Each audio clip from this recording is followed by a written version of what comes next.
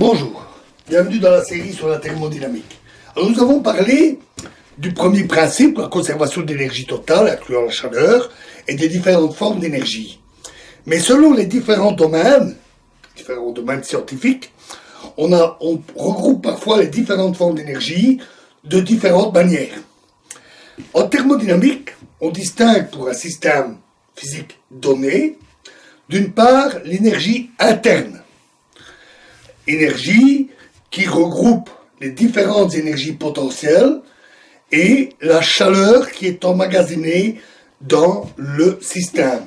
On la note U. On parle aussi de l'énergie totale.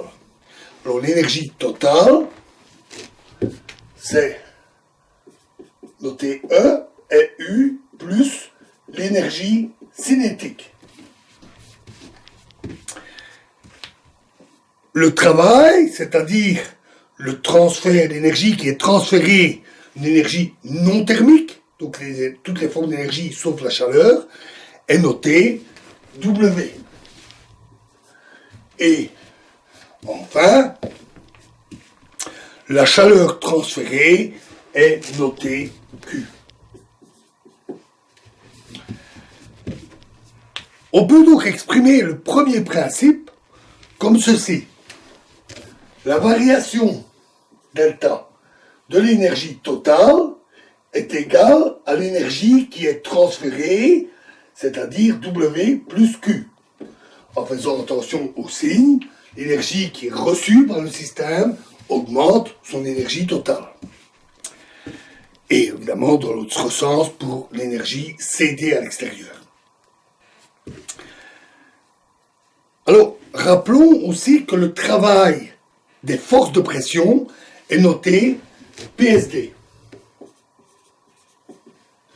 Où S, P est la pression, bien sûr, S, c'est la surface sur laquelle agit cette pression, et D, le déplacement de cette surface.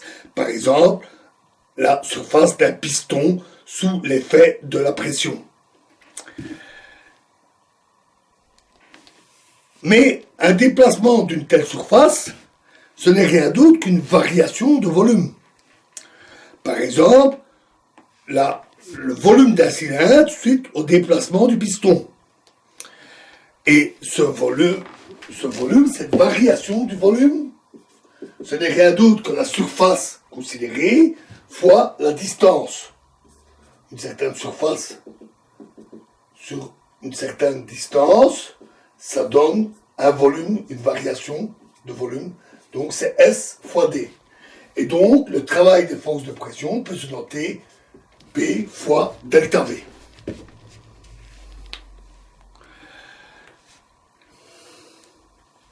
Bien entendu, ce travail est inclus dans W. Toutes les formes de travail transférées, y compris les forces de pression. Enfin, en thermodynamique, on définit plusieurs quantités, mais une intéressante est l'enthalpie. L'enthalpie est égale à H, c'est E plus PV. Donc, c'est l'énergie totale plus la pression fois le volume. Pas la variation du volume, le volume total. C'est une quantité qui permet de simplifier beaucoup de formules en thermodynamique. Alors, on a déjà vu le diagramme température-pression, qui est utile pour parler ou étudier les changements de phase. Nous avons vu ça. Un autre diagramme qui est souvent utilisé est le diagramme pression-volume. Alors, dans ce cas-là, on trace le volume en abscisse, c'est-à-dire l'axe horizontal, et la pression en ordonnée, l'axe vertical. Et ce diagramme s'appelle aussi diagramme de Clapeyron, qui est un des premiers à l'avoir utilisé, peut-être le premier. Un point dans le diagramme correspond à une certaine pression et un certain volume. À tel point correspond à un état du système, qui a une certaine pression et un certain volume, à un instant donné. Cela signifie aussi que l'on décrit un système avec une seule pression, comme l'intérieur du cylindre d'un moteur, par exemple.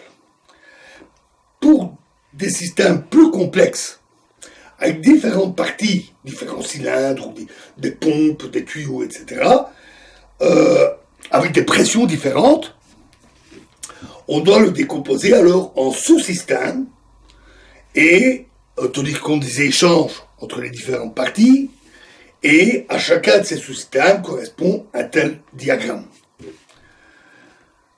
De plus, on imagine bien que lorsque la pression varie, cela ne se fait pas instantanément dans tout le volume. Si elle varie à un endroit, par exemple à l'endroit où on applique la contrainte, imaginons un cylindre, un piston, on applique la pression, le cylindre bouge, ce qui augmente la pression, mais uniquement au niveau du piston. Et ensuite, cela va se propager dans tout le milieu. Or, ce diagramme considère un état avec une pression unique, bien précise, non pas une pression qui varierait dans l'ensemble. Il faut donc considérer que l'équilibre de la pression dans tout l'ensemble a eu le temps de s'établir et que la pression est redevenue uniforme. Mais heureusement, ce n'était pas une très forte contrainte en fait. Parce que les forces de contrainte dans un matériau, comme la pression, se propagent à la vitesse du son, que ce soit dans un solide, un liquide ou un gaz. Ça se propage à la vitesse du son, et la vitesse du son est très rapide. Dans l'air, elle est de 300 mètres par seconde. C'est beaucoup. Et dans les solides et les liquides, elle est souvent encore plus rapide. Dans du métal, la vitesse du son est souvent de plusieurs kilomètres par seconde.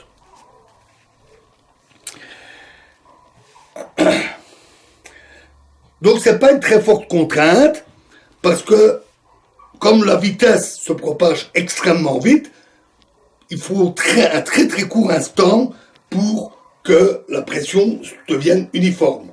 Mais ça, c'est vrai uniquement si le système n'est pas extrêmement grand, colossal. Imaginons, par exemple, comme système, toute l'atmosphère de la planète Terre. Là, il est évident que même à la vitesse du son, il faut du temps pour que ça se propage. Beaucoup de temps. Parce que la circonférence de la Terre, c'est quand même 40 000 km. Dans ce cas-là,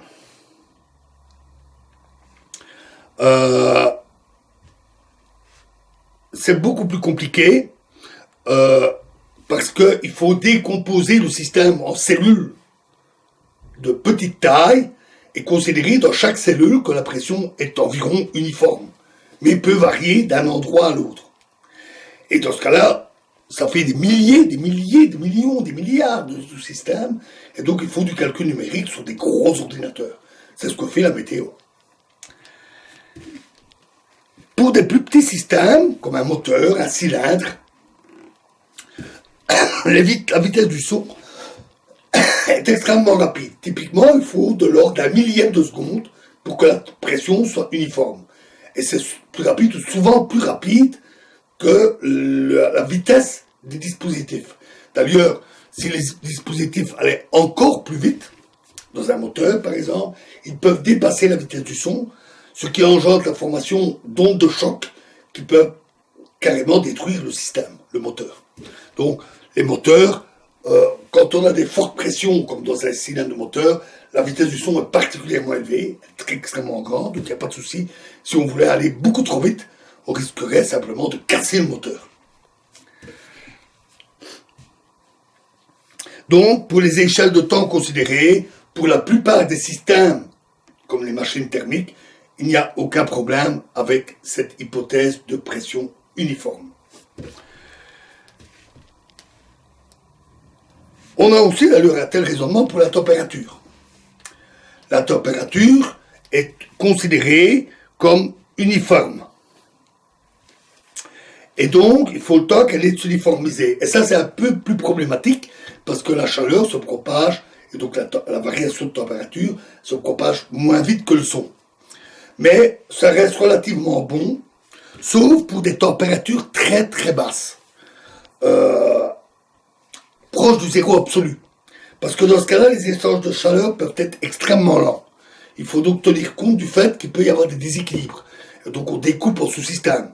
Par exemple, dans la cuve où on refroidit à très basse température, il y a l'échantillon, il y a les appareils de mesure. Il faut tenir compte que chacun peut avoir une température différente, donc on décompose en sous-système.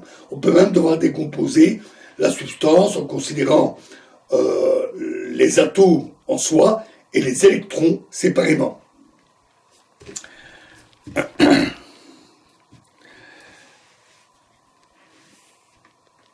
Ça complique un peu les choses. Mais sinon, on considère que, en pratique, pour des systèmes de taille raisonnable, le système reste à l'équilibre, même pendant son changement.